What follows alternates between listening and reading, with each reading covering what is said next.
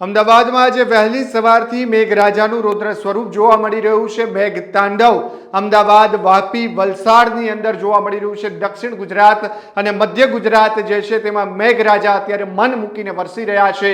ત્યારે આજે મોડી રાત્રે અને આવતીકાલે શું દ્રશ્યો થવાના છે, કારણ કે જે પ્રકારે વિંડીના માધ્યમથી આપણે જોવાના છીએ। વિંડીના માધ્યમની વાત કરીએ તો અત્યારે આપ જોઈ રહ્યા છો તે પ્રમાણે આ અત્યારના દ્રશ્યો છે કે જ્યાં અત્યારે અમદાવાદ, બાવડા, ખેડા, નડિયાદ, કપડવંજ, કઠલાલ, ડાકોર, બાલાસિનોરના જે ભાગો છે, કલોલ સહિતના ત્યાં ભારેથી અતિ ભારે વરસાદ આપણને જોવા મળી રહ્યો છે। અમદાવાદની અંદર મેઘ તાંડવ રૌદ્ર સ્વરૂપ મેઘરાજાનું હોય તેવા દ્રશ્યો આપણે જોયા છે। ત્યારે અમદાવાદના જે આજુબાજુના વિસ્તારો છે આપ જોઈ રહ્યા છો તે પ્રમાણે કે ત્યાં ભારેથી અતિ ભારે વરસાદ હજુ પણ વરસવાનો છે।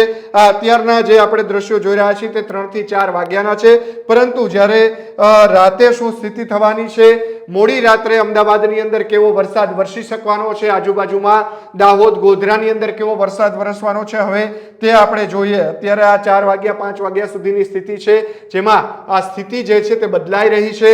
આજુબાજુના જે કપડવંજ, કઠલાલ, બાલાસિનોર, ડાકોર સહિતનો જે ભાગ છે ત્યાં ભારેથી અતિ ભારે વરસાદ આપણને દેખાઈ રહ્યો છે। પરંતુ ફરી એક વખત અત્યારે આપ જોઈ રહ્યા છો તે પ્રમાણે અમદાવાદના મોડી રાત્રે અને વહેલી સવારે વરસાદ ભારેથી અતિ ભારે વરસાદ વરસવાની શક્યતા જે છે તે આપણને દેખાઈ રહી છે। આપ જોઈ રહ્યા છો કે અમદાવાદ, ગાંધીનગરના ફરી એક વખત મોડી રાત્રે મેઘતાંડવ થવાની શક્યતા દેખાઈ રહી છે।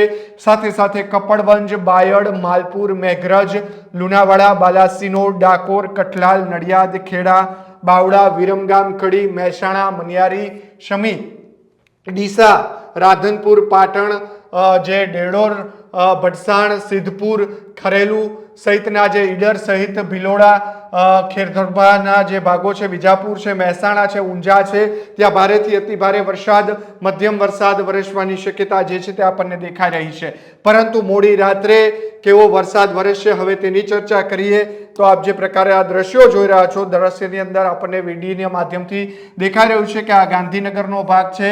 ગાંધીનગરની અંદર આજે રાત્રે ભારેથી અતિ ભારે વરસાદ વરસવાની શક્યતા પૂરેપૂરી દેખાઈ રહી છે।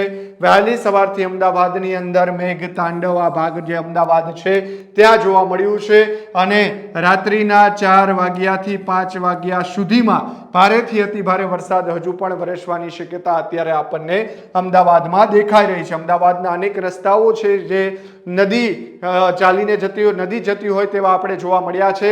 સાથે સાથે બાયડ, કપડવંજ, માલપુરનો જે ભાગ છે ત્યાં પણ ભારેથી અતિ ભારે વરસાદ વરસવાની શક્યતા આપણને દેખાઈ રહી છે। કપડવંજનો જે ભાગ છે ત્યાં પણ આવતીકાલે વહેલી સવારે અને મોડી રાત્રે કઠલાલ છે, ડાકોર છે, બાલાસિનોર છે, લુણાવાડા છે, ત્યાં ભારેથી અતિ ભારે વરસાદ વરસવાની શક્યતાઓ અત્યારે વિંડીના માધ્યમથી આપણે જોઈ રહ્યા છીએ। ખેડા, નડિયાદ ત્યાં પણ મધ્યમથી હળવો વરસાદ જે છે તે વરસી શકે છે।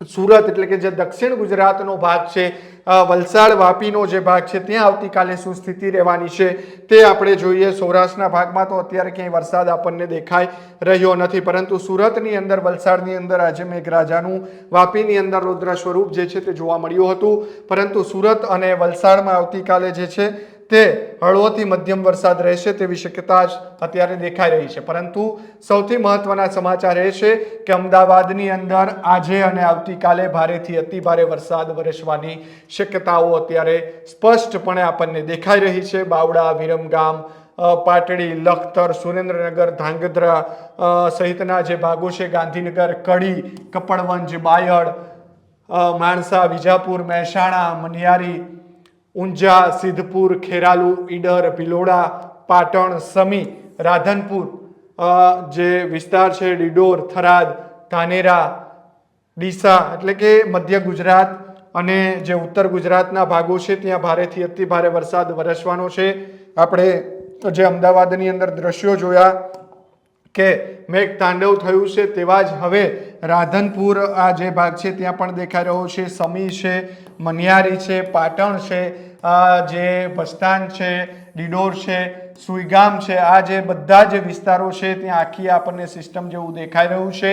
ત્યાં ભારેથી અતિભારે વરસાદ આવતીકાલે અને આજે મોડી રાત્રે વરસાદ વરસવાની શક્યતાઓ અત્યારે સ્પષ્ટપણે આપણને દેખાઈ રહી છે. એટલે કે હવે ઉત્તર ગુજરાત અને મધ્ય ગુજરાતની અંદર ભારેથી અતિભારે વરસાદ આપણને દેખાઈ રહ્યો છે. જે દાહોદ ગોધરાનો જે ભાગ છે ત્યાં પણ ભારેથી અતિભારે વરસાદ વરસી શકે છે.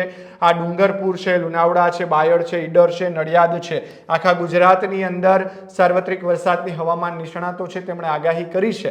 પરંતુ અત્યારનો જે મેપ જોયો આપણને અત્યારે વિંડીના માધ્યમથી મળી રહ્યો છે તેમાં સૌથી વધારે વરસાદ અમદાવાદ સહિતના આજુબાજુની અંદર વરસે તો નવાઈ નથી તેવી શક્યતા અત્યારે વિંડીના માધ્યમથી આપણને સ્પષ્ટપણે દેખાઈ રહી છે. અમદાવાદમાં આજે વહેલી સવારથી જે વરસાદ વરસ્યો છે તેમાં આપણે સ્પષ્ટપણે જોયું, જે સિંધુ ભવન રોડ હોય, નવરંગપુરા હોય, જે એસજી હાઈવે છે ત્યાં ભારેથી અતિભારે વરસાદ વરસતા વાહન વ્યવહાર ઠપ થયો હતો.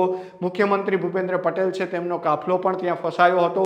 ભારે ટ્રાફિક જામના દ્રશ્યો જોવા મળ્યા હતા. વલસાડની અંદર અને વાપીની અંદર જાણે આભ ફાટ્યું હોય તેવા દ્રશ્યો આપણે જોયા હતા. વલસાડમાં પણ જે અનેક જે વિસ્તારો છે, વાપીની અંદર પટેલ સમાજ સહિતના જે વિસ્તારો છે ત્યાં જે અનેક કારો છે તે પાણીની અંદર ગરકાવ થઈ ચૂકી હતી. એટલે કે હવે મધ્ય ગુજરાત, દક્ષિણ ગુજરાત અને ઉત્તર ગુજરાતની અંદર આગામી 48 કલાકમાં ભારેથી અતિભારે વરસાદ વરસવાની પૂરેપૂરી શક્યતાઓ દેખાઈ રહી છે. ખેડૂત ભાઈઓ છે ખેતરમાં ડ્રોન ઉડાવતા હોય છે ત્યારે આપણે એક પ્રશ્ન સતાવતો હોય છે કે જે આપણે અત્યાર સુધી જીપીએસ ટેકનોલોજી વાળા ડ્રોન વાપર્યા છે, જેથી કરીને મોબાઈલ ટાવર છે અથવા તો હાઈ ટેન્શન લાઈન પસાર થતી હોય, કોઈ વૃક્ષો હોય, ત્યારે જે જીપીએસ ટેકનોલોજી વાળા ડ્રોન છે એમાં ટકરાય અને ટ્રેસ થાય છે. પણ એગ્રીવન લાવ્યું છે જીએનએસએસ ટેકનોલોજી ડ્રોન, જેથી કરીને એ ડ્રોન છે એ કોઈ જગ્યાએ ટકરાય નહીં, પોતાની રીતે જ ડિસિઝન લે છે અને મૂવ થઈ જાય છે. જેથી કરીને જીએનએસએસ ટેકનોલોજી ડ્રોન છે એ વાપરવાનો આગ્રહ રાખો.